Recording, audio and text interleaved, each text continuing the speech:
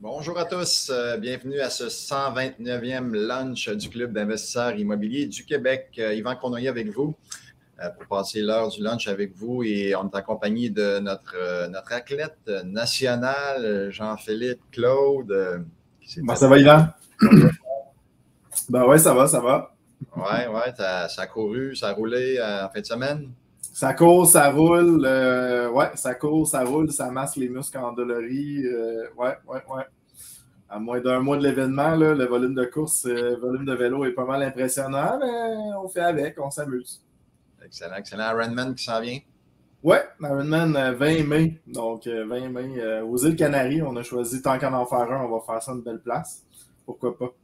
Nous aussi, ça roule. On vient de sortir d'un sprint là, de 6 événements en 16 jours au club. Donc, on est vraiment en feu. Puis, on a une petite semaine tranquille qui s'en vient. On a juste 5 en 8 jours. Donc, vous faites des Iron Club. Des Iron Club, yes. Hey, merci d'être là, tout le monde. On vous invite, avant qu'on vous présente là, notre invité, on vous invite à partager le lunch pour courir la chance de gagner 4 prix qu'on fait tirer à la fin. Donc, pour être éligible, évidemment, on partage sur nos réseaux sociaux et on indique dans le chat le mot PARTAGE, accent aigu. Et on a 4 prix à faire tirer. Donc, le premier prix, c'est 250 $ de rabais sur le programme Élite qui a commencé le 21 avril dernier, donc les vendredis. C'est possible de joindre le groupe dès le 5 mai. Donc, il n'y a pas de souci. Vous ne manquerez pas de matière. On peut reprendre le cours 1 sans problème dans un autre groupe ou lors du bootcamp. Justement, c'est le bootcamp, le prochain prix. Le 29 et 30 avril, donc à Montréal, fin de semaine intensive de 13 heures. Vous courez la chance de gagner 95 $ de rabais sur cette formation si vous gagnez.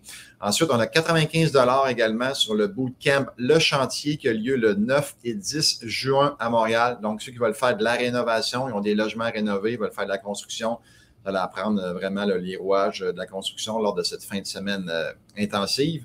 Et on a également 95 $ de rabais sur la semaine à Miami. Donc, comment investir en Floride du 26 novembre au 3 décembre 2023. Donc, un beau 95 $ là-dessus qui va s'appliquer si jamais vous êtes l'heureux élu lors des tirages. Donc, et voilà. Excellent. Donc, on va parler aujourd'hui de défis financiers. On sait que l'investisseur immobilier en a quelques-uns à relever, autant en termes de cash flow, en termes de financement, de refinancement et tout ça. Donc, on a notre ami Gilles Laferrière, coach au club, qu'on salue. Salut, Gilles. Bonjour. Je viens de remettre mon micro à on. Excellent. Ça va, Gilles? Oui, ça va super bien, toi? Yes. Hey, merci beaucoup d'être là pendant l'heure du lunch. C'est super apprécié. Comment que nous est venue, dans le fond, l'idée de faire... peut-être te présenter avant. Il y a peut-être des gens qui ne te connaissent pas. Impossible, tout le monde me connaît. Moi, je suis coach et formateur et auteur aussi d'un livre avec toi et avec Jean-Pierre Dussault sur la gestion immobilière. Donc, j'ai été investisseur immobilier et aujourd'hui, je fais du prêt privé avec Omega Capital Privé. Excellent. Puis comment est venue l'idée de dire on va faire une formation sur les... Parce qu'il y a une formation qui s'en vient... Sur l'heure du midi, on parle de ça, mais c'est en vue de faire une formation le 16 juin, donc il va peut-être porter le même nom, on va peut-être changer de nom, mais comment t'es venue l'idée de dire, bon, ce serait bon de faire une formation pour les investisseurs? Je fais quand même beaucoup de coaching avec le club, je fais de l'accompagnement privé aussi. Donc, je vois que beaucoup de gens ont de la difficulté avec tous les aspects financiers, souvent, soit qu'ils sont mal structurés, soit qu'ils prennent des décisions financières qui sont... je dirais qu'ils sont dangereuses des fois, ou ils ne savent pas trop ce qu'ils font, ils savent pas trop comment comptabiliser, ou encore ils vont utiliser des outils comme les crunchers qu'on utilise, mais ils ne savent pas vraiment qu'est-ce que ça veut dire, qu'est-ce que c'est l'impact à travers de ça. Puis il y en a plusieurs aussi à un moment donné où ils se retrouvent avec des difficultés au niveau des liquidités dans leur projet. Donc, ils peinturent ça en rose un peu. Ils ont un cruncher rose, là. C'est un nouveau modèle. Il faut agir avec prudence, je pense, là-dedans. Puis, tout dépend aussi des objectifs qu'on a en investissement immobilier. Soit qu'on va y aller pour quelque chose avec lequel on veut en vivre rapidement, soit que c'est à temps partiel, on veut bâtir. Donc, dépendamment d'où est-ce qu'on est dans notre vie d'investisseur immobilier, ça se peut que nos décisions financières soient différentes. Et toutes les questions de refinancement aussi, est-ce que je devrais refinancer? Si oui, de quelle façon, etc. Quel genre de prêt je devrais utiliser? Les taux d'intérêt, est-ce que ça m'empêche d'avancer? Est-ce que je devrais plutôt vendre mes immeubles? Donc, on est confronté tout notre temps d'investisseur immobilier avec des décisions financières importantes à prendre. Puis je pense que ce genre de formation-là va aider beaucoup de gens à démystifier les différentes décisions qu'ils auront à prendre dans leur vie d'investisseur. Exact. Hey, merci beaucoup. Peut-être Jean-Philippe bonifier pendant que je vais voir s'il y a des questions, peut-être. Est-ce quelque chose à bonifier là-dessus sur les défis financiers? On sait qu'avec la hausse des taux qu'il y a eu, puis les types de prêts que tu avais en place, tu en as vécu quelques-uns récemment. Oui, bien, il a fallu en fait, tu sais, souvent des solutions un peu plus créatives, un peu plus travailler les projets aussi. Puis, en fait, ça rajoute une qualité, je pense, des gens. Quand on va parler de finances, évidemment, Gilles, on va parler aussi de partenariat parfois. Hein? Oui, tout à fait. De partenariat avec des gens. Mais c'est avec effectivement la dernière année, un mot qui me venait beaucoup en tête, c'est résilience. Puis quelqu'un qui est capable de trouver des solutions aussi. On voit là, tout le génie de certaines personnes qui se repositionnent les différents projets en fonction des différentes structures qu'il y avait dans des conditions difficiles. Mais effectivement, je pense que c'est le cours tombe à point. J'ai les bonnes décisions financières, les bonnes protections aussi, hein, puis de se laisser des bons coussins. Parce que qui aurait cru 400 points de base l'année passée? Je pense qu'il n'y avait pas un analyste qui prédisait ça. Non. C'est le genre de choses qu'il faut s'adapter. Très intéressant. Exact. Excellent. Merci Jean-Philippe. Là, je vois qu'il y a 0 question. C'est quand même assez rare. N'ayez pas peur. On va en trouver sinon en attendant. Mais oui, n'ayez pas peur. On se répète encore une fois. Ne pas attendre à la fin parce que des fois, on n'a pas le temps de passer toutes les questions. Donc, allez-y, gênez-vous pas. On a justement un qui s'est activé, Michael Saint-Pierre, pour le financement, prêt privé, banque, prête-non, partenariat. Qu'est-ce qui est mieux? Qu'est-ce qui est mieux? Seigneur. juste là, je pense qu'on va faire le petit C'est très large, mais ça reste que c'est une très bonne question. En fait, il faut vraiment analyser notre projet parce qu'il faut être capable, admettons qu'on y va avec on veut se faire aider en partie ou complètement à 100% avec un prêteur privé, mais il va falloir que notre projet génère énormément de cash flow pour être capable de payer parce que les taux, on le sait, sont quand même beaucoup plus élevés que les banques. Donc, est-ce que le projet est capable de soutenir ça? Est-ce qu'en bout de ligne, à la fin du projet, ça va avoir été profitable ou le seul qui va avoir fait de l'argent là-dedans, c'est le prêteur privé, ce qui est pas vraiment intéressant.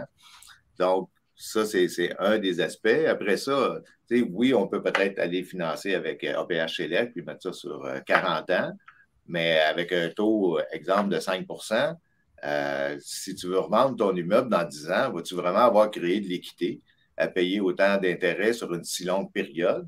Est-ce que ça va vraiment être rentable? Est-ce que si tu penses refinancer dans 5 ans, ça se pourrait que tu ne refinances pas grand-chose parce que déjà que tu t'es peinturé dans un coin peut-être en allant chercher 90% de financement.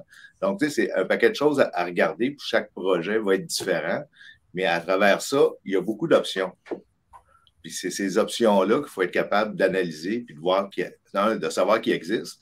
2, d'être, je pense, assez créatif à ce niveau-là, puis là, de trouver les bonnes ou les meilleures solutions, dépendamment du projet, ou carrément de dire, écoute, ce projet-là, il n'y a pas la rentabilité que je recherche, donc on va passer à un autre appel. Là. C'est intéressant, Gilles. Si on poursuit là-dessus, parce que je pense que c'est un point qui, en appel de coaching aussi, qui revient souvent, qui était, moi, un problème qui m'a étourdi longtemps. C'est quoi un seuil de rentabilité acceptable pour un bâtiment? Ça m'a été posé, je me suis posé. Puis au moment où est-ce que j'ai trouvé ça pour moi, je pourrais le partager après, tout est devenu plus simple. Fait que je voulais t'entendre là-dessus. C'est quoi un seuil de rentabilité pour un projet qui est acceptable? Moi, j'ai des... moi, je suis très...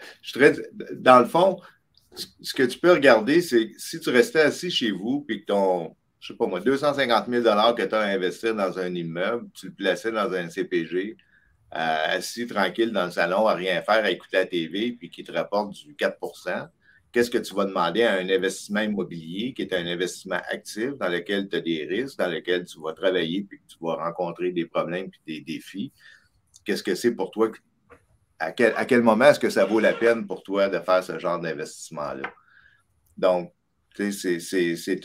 ça peut être une première base, mais en général, puis tu veux aussi regarder ton rendement sur le capital investi.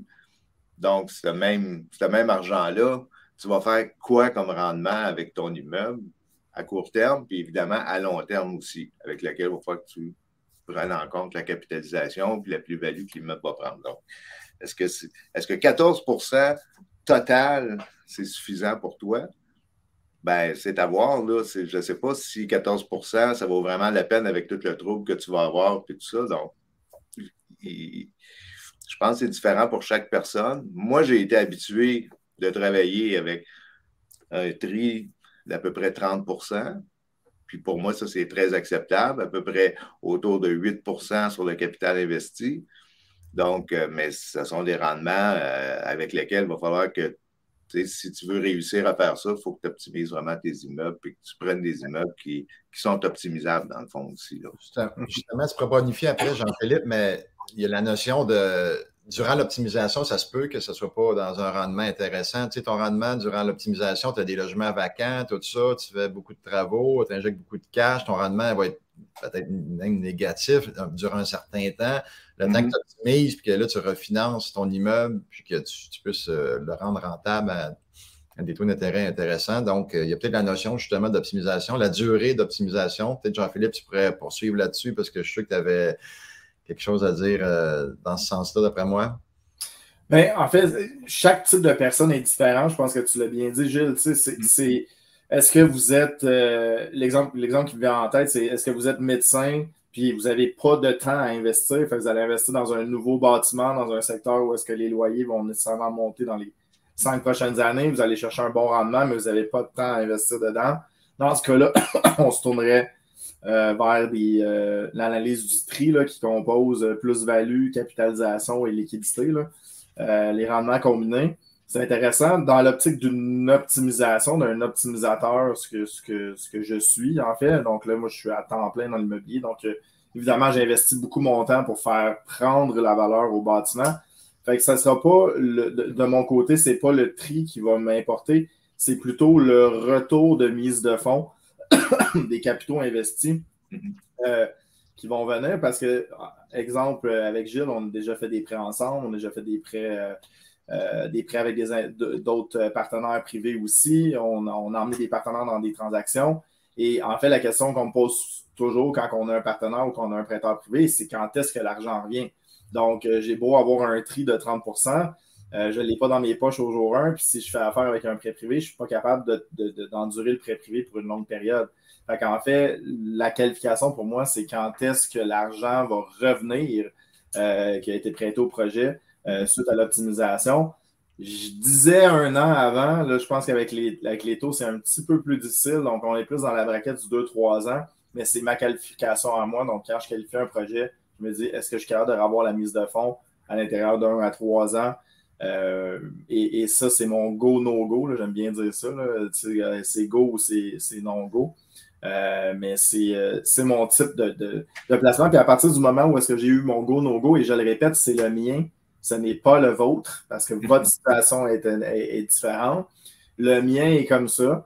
Et à partir de ce moment-là, c'est plus facile de qualifier les bâtiments. Une fois que vous avez déterminé c'est quoi le rendement que je veux m'attendre d'un projet. Encore là, il y a des exceptions. Est-ce qu'il faut que je le lève, je refasse une fondation? Il y a différents risques impliqués là-dedans.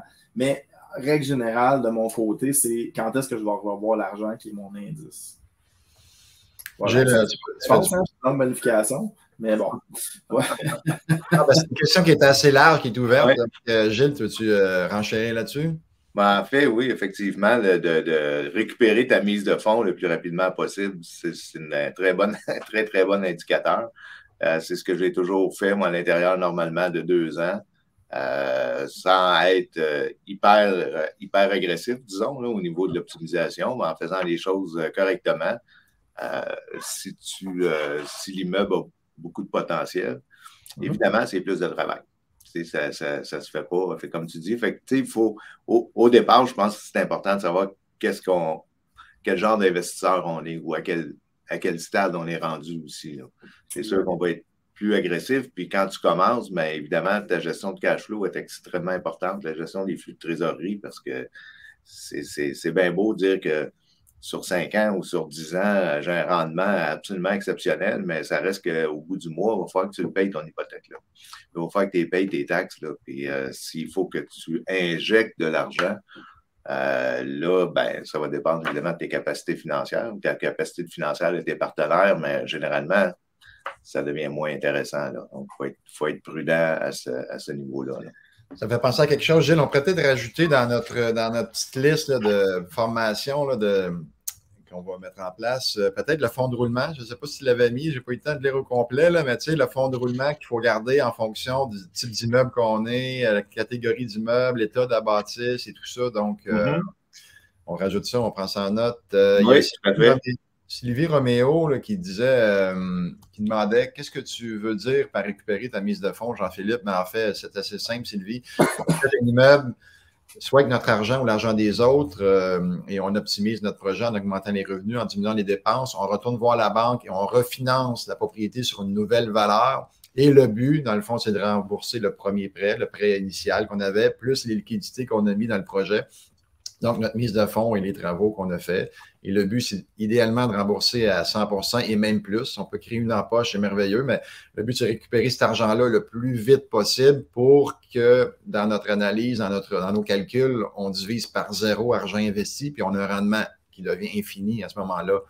Donc, comme on disait tantôt, on peut avoir un cash flow peut-être qui va être négatif durant l'optimisation.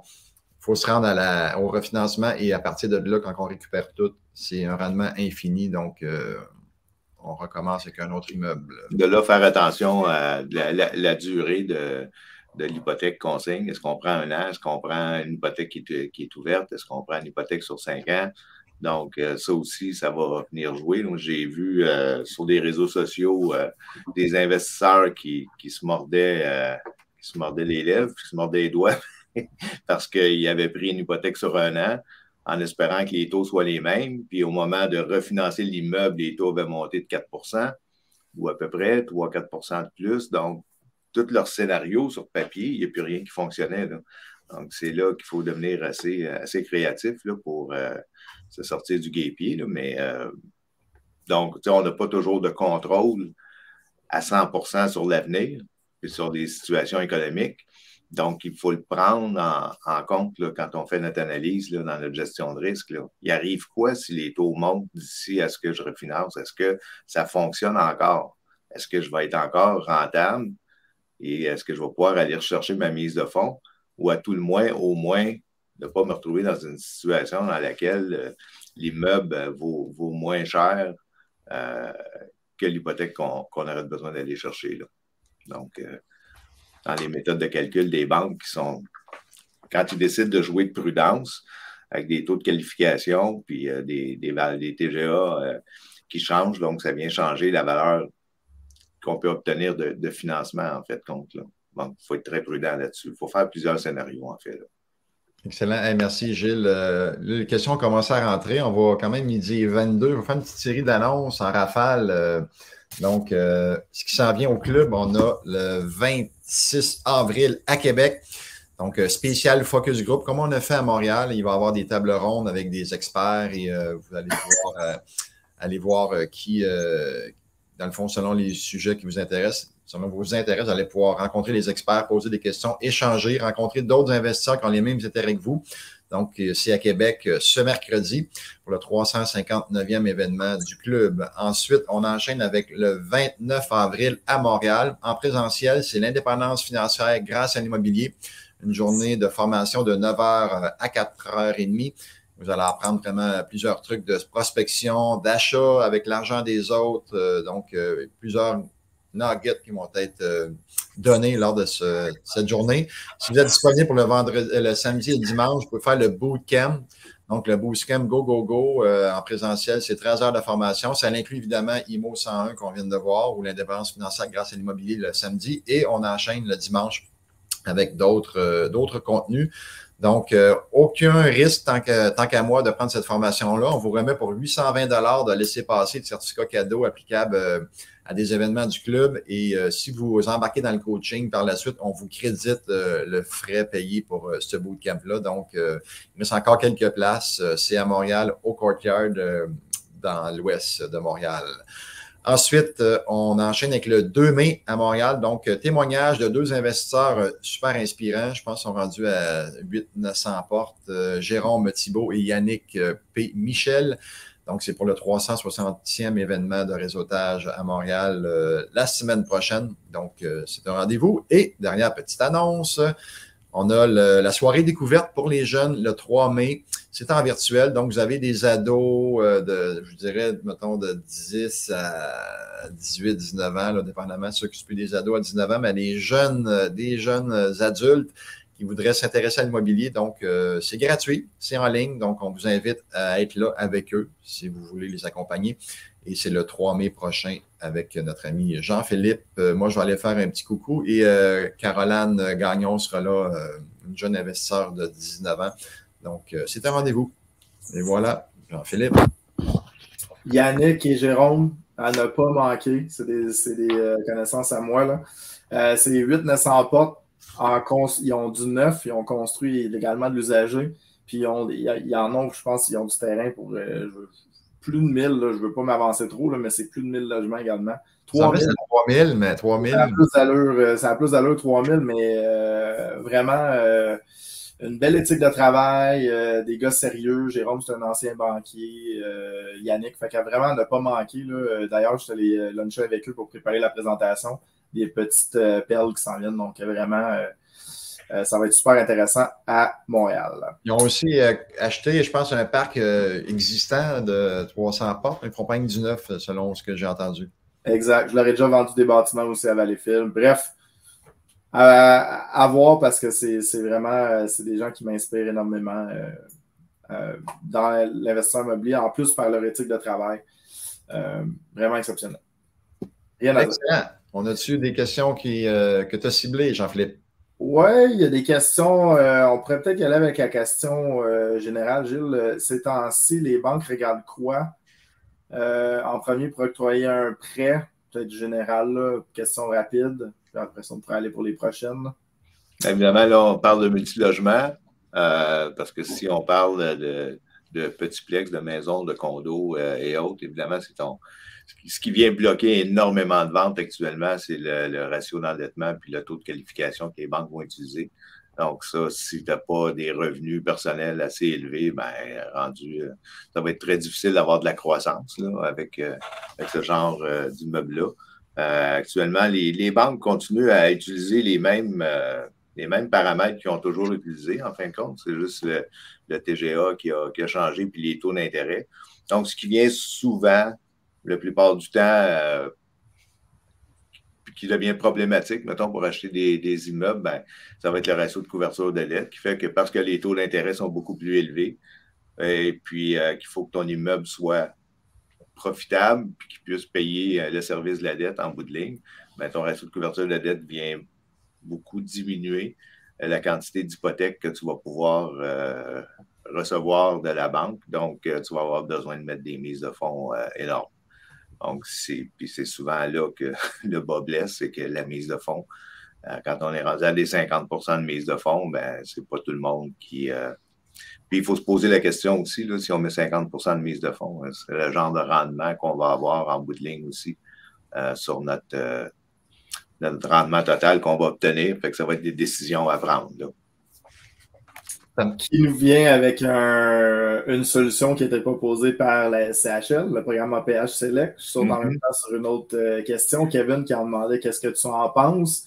Il parlait plus d'abordabilité. On peut y aller général aussi. Oui, il faut faire attention parce qu'il y en a beaucoup qui automatiquement, quand ils parlent de PH Select, parle d'une espèce de contrôle des loyers, en fin de compte, mais ce n'est pas la seule façon d'obtenir un financement intéressant avec APH Select. Évidemment, tout le côté environnemental d'économie d'énergie, avec laquelle c'est probablement la façon la plus intéressante d'aller chercher ce genre de financement-là. J'ai un petit peu de difficulté avec les loyers, mais dans certains cas, ça peut fonctionner parce que c'est quand même pas tous tes logements non plus qui vont être soumis, puis tu vas pouvoir changer les logements aussi en cours de route là, qui vont être qui vont entrer dans les paramètres d'abordabilité de la SCHL. Mais encore là, tu sais, c'est un paquet de calculs qu'il faut faire, puis il faut devenir à l'aise à faire les différents calculs pour voir est-ce que cette rentabilité-là, à long terme, est-ce que c'est un investissement qui fait du sens? Est-ce que je vais aller chercher suffisamment de rentabilité, autant monétaire qu'en pourcentage? Est-ce que ça devient intéressant comme investissement? Tu sais, je pense que c'est là qu'il faut regarder. Oui, APH Select va te permettre de faire l'acquisition de ton immeuble ou de le refinancer puis d'aller chercher quand même beaucoup d'équité. Sauf que si tu as un parc immobilier qui est financé au complet avec APH Select, puis tu es partout, tu es à 85-90% de financement, ben, tu n'as plus beaucoup de solidité financière, là. Puis ça va te prendre du temps après ça à pouvoir refinancer ces immeubles-là là, par la suite. Donc, est-ce que sur le long terme, ça fait du sens? Est-ce qu'en avoir un ou deux ou te dépanner avec ça, ça fait du sens? Peut-être, mais je pense que la situation va être différente pour chaque investisseur. Mais l'important, c'est d'être capable de voir à long terme puis de prendre les bonnes décisions financières puis de s'assurer qu'on est confortable avec ça. Puis ça va être différent, évidemment, pour chaque personne. C'est pas mauvais, mais c'est pas non plus la solution, je pense, qui va régler tous les problèmes des investisseurs financiers, là. J'abonde tellement en ce sens, Gilles. Moi, je dis ça fait partie du coffre à outils. C'est un des outils du coffre à outils. Mais quelqu'un qui pense qu'au programme APH Select, le problème, c'est qu'on enlève le plus bel effet dans l'immobilier qui est le gain d'équité, de reprendre cette équité-là et de la réinvestir par la suite. Puis je suis d'accord avec l'abordabilité des loyers. Ça nous en prend, puis c'est le fun. C'est parfait. Sauf que si vous faites ça sur tout votre parc, bien là, vous n'avez plus de plus-value. En plus, vous amortissez sur 50 ans. Je le dis à tout le monde juste pour visualiser à quel point on ne capitalise pas, pardon, j'ai dit amortir, mais capitaliser. C'est ma fatigue d'entraînement, ça. La capitalisation de l'hypothèque. On a signé un prêt APH dernièrement 10,215, je pense. 10 215 sur 50 ans. En 5 ans, je capitalise 264 000 $ sur 10,2 millions. C'est ridicule, je ne peux même pas refinancer ça. Parce que je perds là, c'est une efficacité énergétique à 100%. Si je refinance, je perds le 50 ans, je tombe à 40 parce que c'est un immeuble relativement neuf. En plus, je passe mon ratio de couverture de dette d'1,1 à 1,3. Donc là, je ne peux même pas refinancer. Donc, ce bâtiment-là, il est mort pendant 10 ans. Je vais pouvoir le refinancer seulement dans 10 ans. Donc, toute la rapidité d'exécution, toute la sortie d'équité qu'on peut réinvestir et qui fait qu'on a un principe de boule de neige dans l'immobilier est complètement perdu là-dedans. C'est des belles acquisitions, mais je vous dis, c'est vos enfants puis vos petits-enfants qui vont en profiter. Ce ne sera pas vous quand vous allez en programme APH Select. Donc, c'est une belle bouée de sauvetage sur certains projets. C'est le fun de l'utiliser. Mais quand on est rendu à des amortissements de 50 ans, on ne fait que payer de l'intérêt. On ne capitalise plus du tout. 50 ans, là, je vais en voir sur ma 40 ans. Le bâtiment, l'amortissement va me survivre. Là, je suis rendu là. Je suis rendu que je me dis, mon amortissement va me survivre. Donc, c'est très long, 50 ans. 50 ans, je vais avoir 115 ans. J'ai dans mes pensées, Jean-Philippe, quand tu as dit que c'est les enfants qui vont en bénéficier, j'ai dit pourquoi tu as acheté ce bloc-là, dans le sens, mais si c'est pour un héritage ou.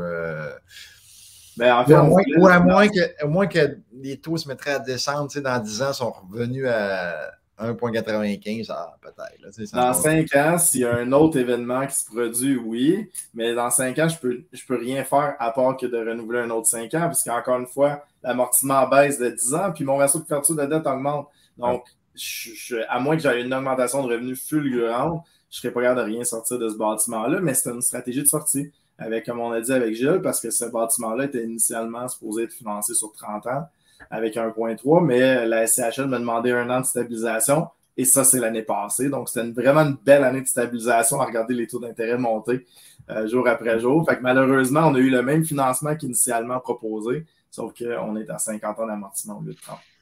C'est la vie. OK, excellent. C'est bon, c'est bon. Tantôt, Gilles, tu parlais de mettre 50 de mise de fonds et tout ça. Là, on voit apparaître des balances de vente dans le décor pour que les vendeurs tentent de garder leur prix assez élevé en finançant une partie. Défi financier, justement, des balances de vente. Comment qu'on voit ça, là, le positionnement? Qu'est-ce qu'on fait avec ces balances de vente-là dans notre cash flow et tout? Là? Comment tu vois ça? Ben, en fait, la balance de vente, c'est une dette que tu as. Il faut faire attention. Si le prix est bon, la balance de vente, c'est un beau. Je pense que ça peut être une offre qui est intéressante si le prix à la base qu'on paye pour l'immeuble est bon. Si c'est une excuse pour payer trop cher, pour garder le prix plus élevé, ben là, c'est moins bon parce que tu vas travailler pendant X années pour redonner de l'argent encore à ton vendeur. C'est toi qui vas avoir travaillé. C'est là que moi, j'ai un petit peu de difficulté avec ça. Puis, il faut que tu calcules aussi. Est-ce que, assure-toi que dans, mettons, 4 ans, 5 ans, peu importe le terme que tu as pris avec ton vendeur pour lui rembourser sa balance de vente, es-tu certain que tu vas créer assez d'équité dans ton immeuble pour le rembourser? Parce qu'il va le reprendre, ton immeuble. C'est 200 000, 300 000, 400 000 de balance de vente. Ça veut dire que quand tu vas refinancer cet argent-là, ça va être pour repayer ton vendeur, en tout cas une grosse partie de ton équité. Assure-toi qu'il va avoir suffisamment d'équité pour être capable de le rembourser. Puis calcule aussi, dépendamment, il y a plusieurs façons de les faire, mais si tu payes un intérêt annuel ou mensuel à ton vendeur, ben ça va venir gruger tes flux de trésorerie. Donc, il faut que tu sois prudent là-dessus aussi, à savoir est-ce que tu vas être capable de payer et l'hypothèque et les intérêts sur ta balance de vente. Mais le plus important, c'est est-ce que tu vas avoir la capacité financière de rembourser ton vendeur quand va venir le moment de rembourser la balance de vente. Donc, encore là, c'est des calculs à faire.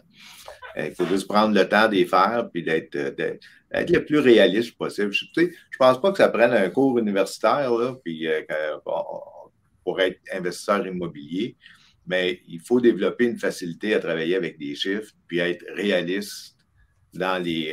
parce que sur papier, ça peut être très beau, mais quand tu arrives dans la vraie vie, les dépenses normalisées, mettons, qu'on va utiliser que les banques utilisent pour calculer la valeur d'un immeuble, dans la vraie vie, je ne suis pas sûr que ça va être ces dépenses-là que tu vas avoir. Là. Réalistement, là, ça va probablement être beaucoup plus que ça en entretien et réparation pour ton immeuble.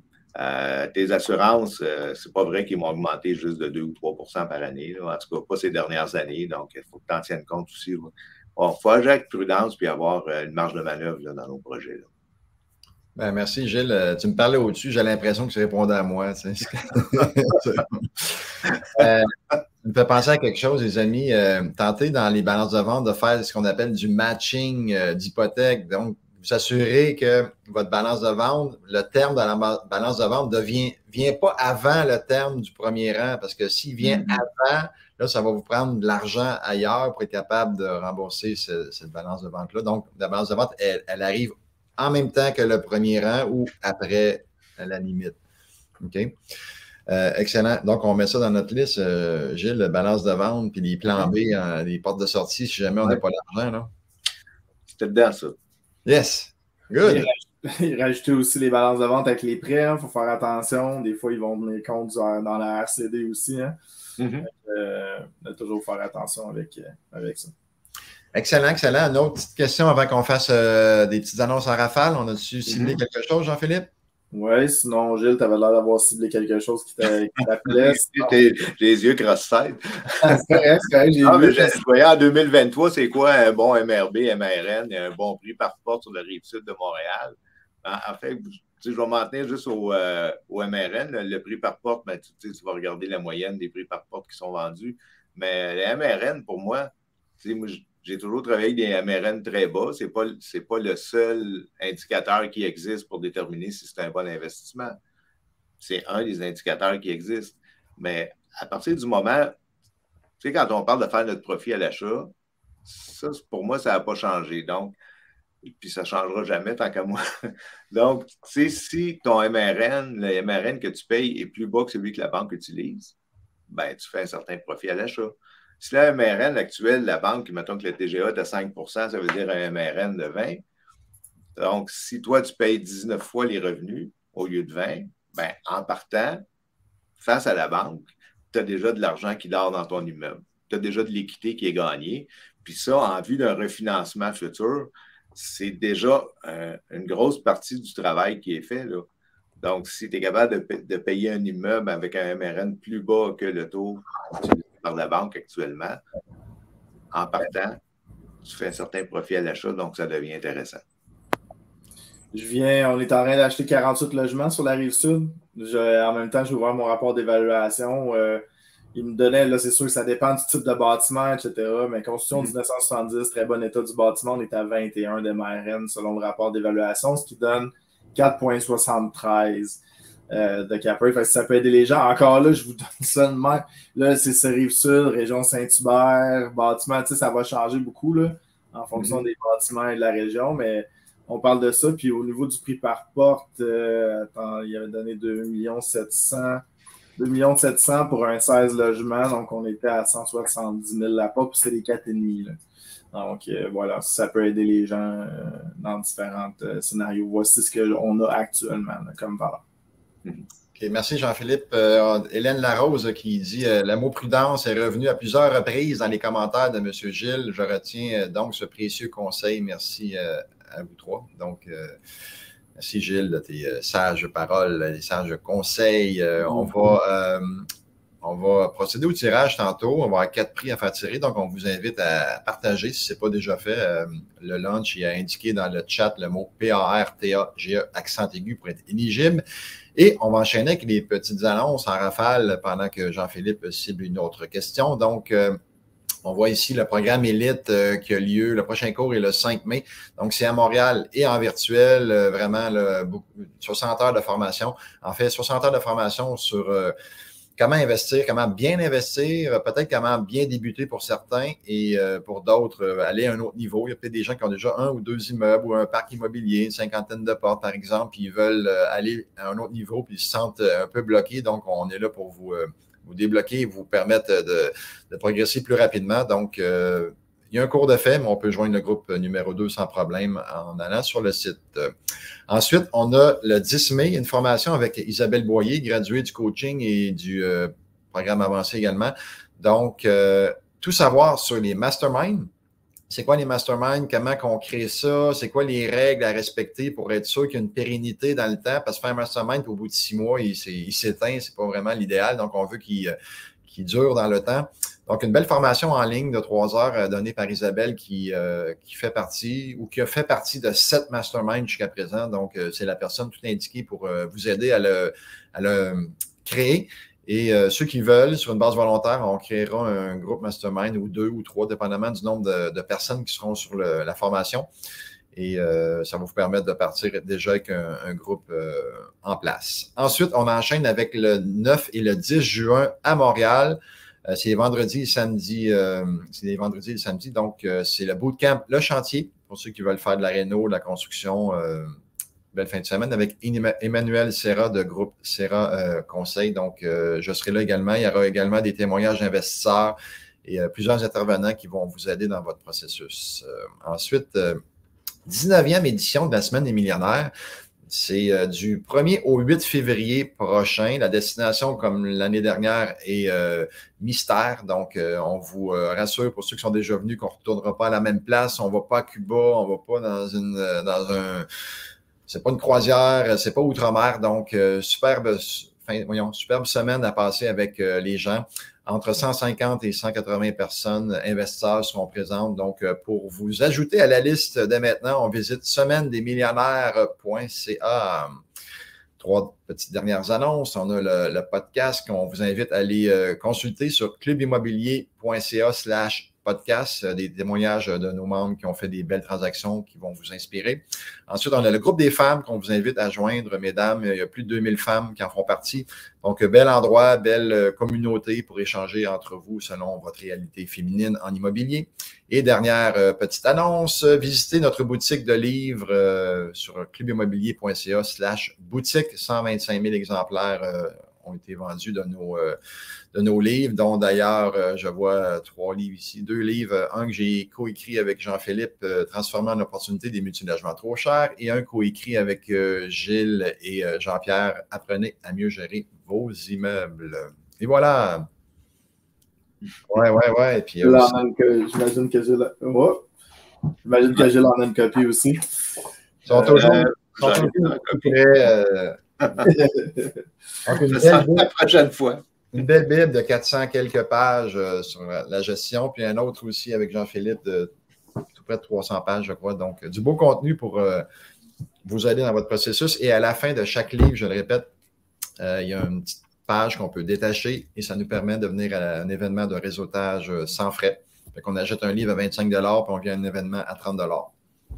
Et voilà. Exact.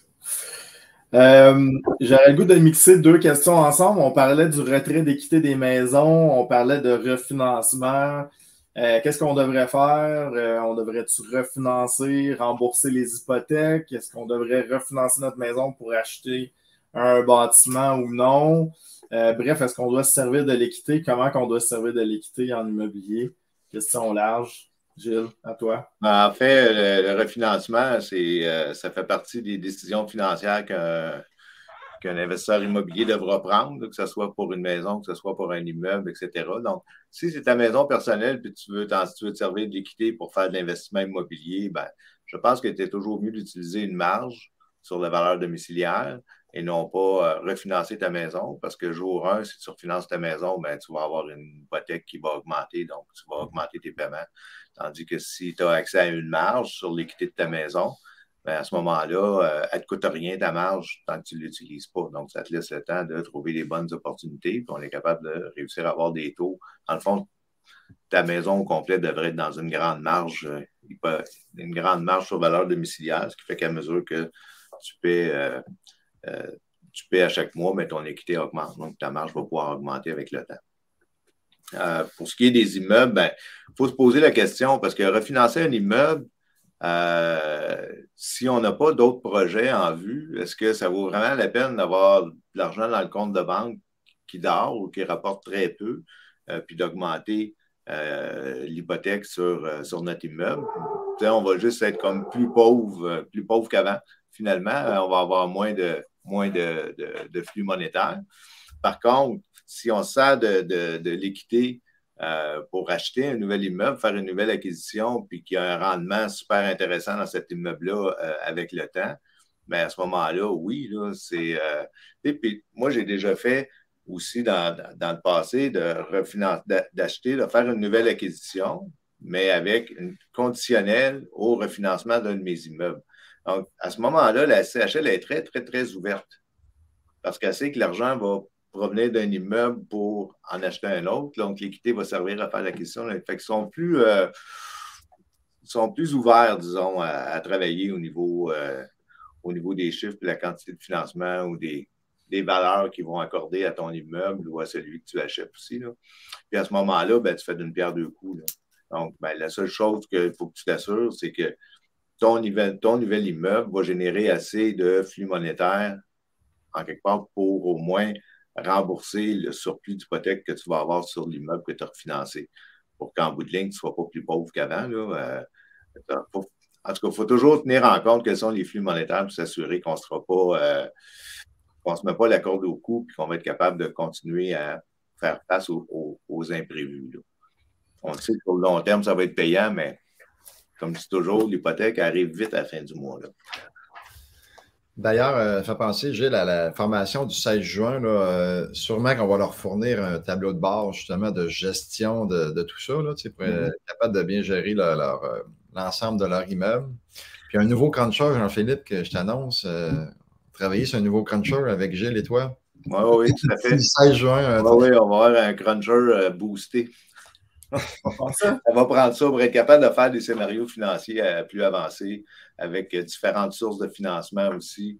Je vais avec un financement conventionnel, mais j'ai un prêteur privé qui est là-dedans aussi, où j'ai des partenaires financiers, puis je dois leur donner un rendement. Donc, est-ce que tout ça, ça fait du sens? Donc, il faut arriver, je pense, à avoir un cruncher, c'est stéroïdes.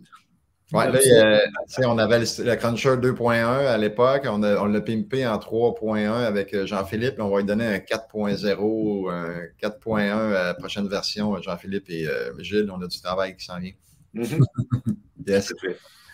On a-tu une question qui est apparue?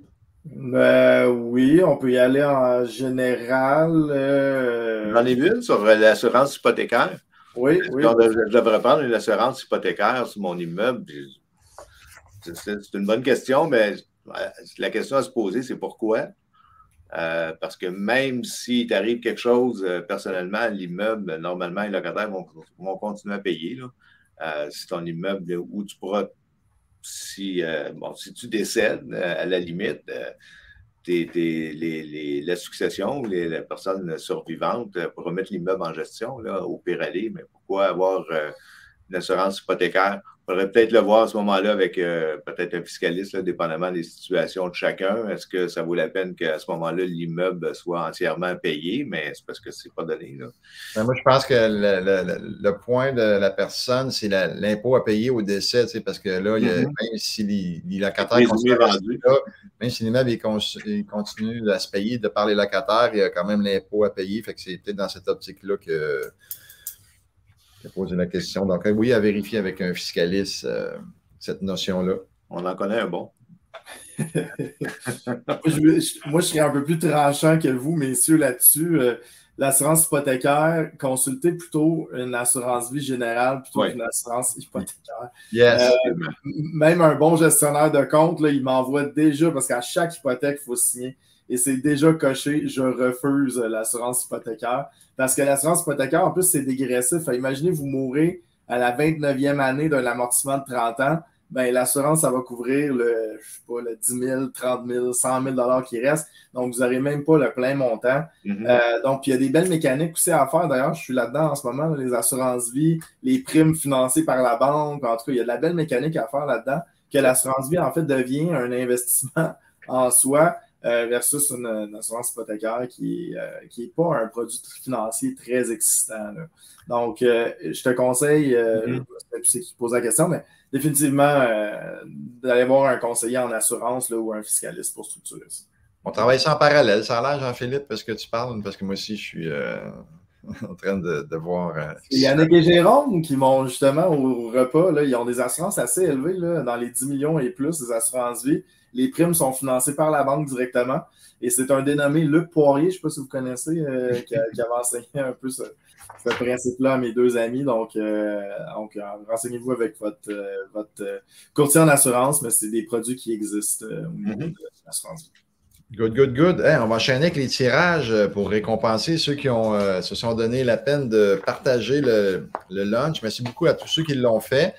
Donc, on va partir ça, notre petit sélecteur. Donc, premier prix, 250 $ applicable au bootcamp, mais au programme Elite. Et la gagnante ou le gagnant, c'est Baby REI, Real Estate Investment, j'imagine. Donc, félicitations, Baby, tu te mérites 250 $.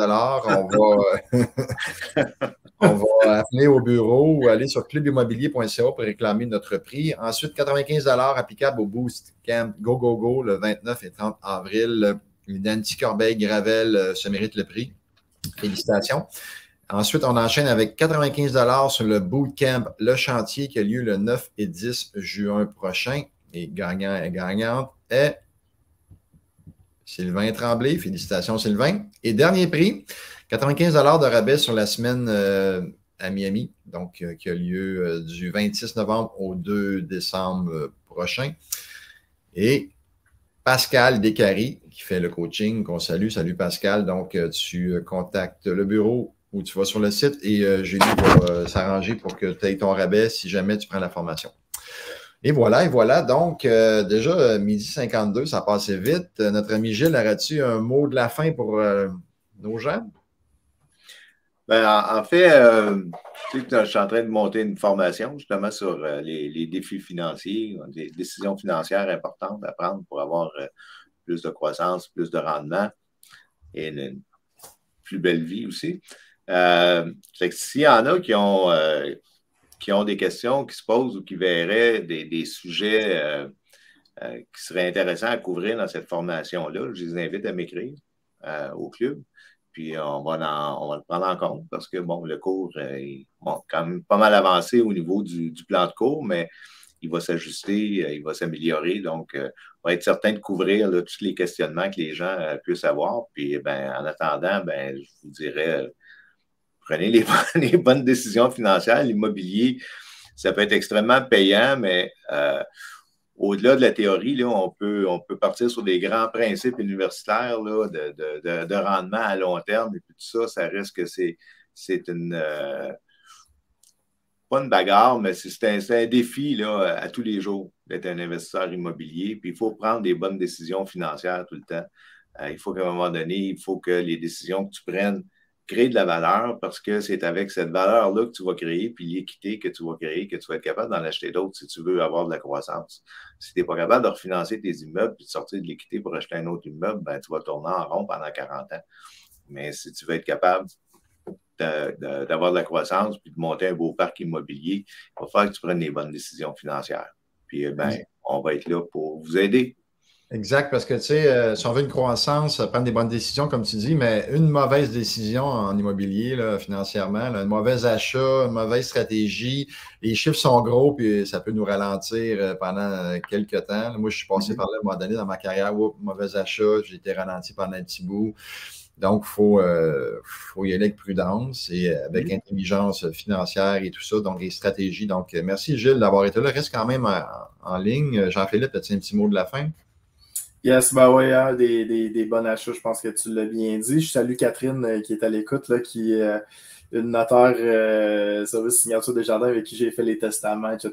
Fait que je la salue, qui parlait d'assurance hypothécaire aussi. Mais oui, effectivement, les achats, c'est là qu'on est en contrôle de la transaction le plus, hein, c'est à l'achat. Donc, c'est pour ça que le mantra profit à l'achat, on contrôle 100% tant qu'on n'a pas signé chez le notaire. On est encore en contrôle. Donc, c'est là qu'il faut négocier, c'est là qu'il faut faire un bon due diligence. D'ailleurs, Gilles qui donne le cours de due diligence, qui est excellent là-dedans aussi. Donc, ouais, bon achat, bonne préparation, bonne étude. Je pense que l'expérience de Gilles aussi, le 16 juin, l'expérience. Je me souviens, dans les débuts, là, quand je commençais à m'intéresser à l'immobilier, je me souviens du visage de Jean-Pierre et de Gilles, là, accompagnateur personnalisé. Ça fait un sacré bout de temps de ça, mais il y a de l'expérience, Gilles. Donc, en tout cas, je vais me libérer pour le 16 juin. Je suis bien curieux d'aller voir le cours avec vous deux. 95 de rabais pour toi, Jean-Philippe, sur le cours. J'ai-tu gagné, mais j'ai pas gagné, par exemple. J'ai-tu le droit quand même? Ouais. On va arranger ça. Hey, merci Jean-Philippe, merci Gilles, merci tout le monde d'avoir été là. Super lunch, quand même 12h55, ça a passé vite. On aurait pu continuer longtemps comme d'habitude. Donc, je souhaite une bonne semaine à tous. On se revoit la semaine prochaine, donc le 1er mai. Ce sera un QR général, donc ce sera moi et Jean-Philippe qui seront là pour répondre à vos questions d'ordre général, peu importe ce que vous allez avoir comme question. Et merci beaucoup à tous et on se revoit, nous, la semaine prochaine. Sinon, il y a le 26 à Québec pour les gens de la région. Sinon, il y a le 2 mai aussi à Montréal la semaine prochaine et le bootcamp en fin de semaine, 29-30 avril. Donc, merci beaucoup d'avoir été là et go à tous. Bye. Salut tout le monde.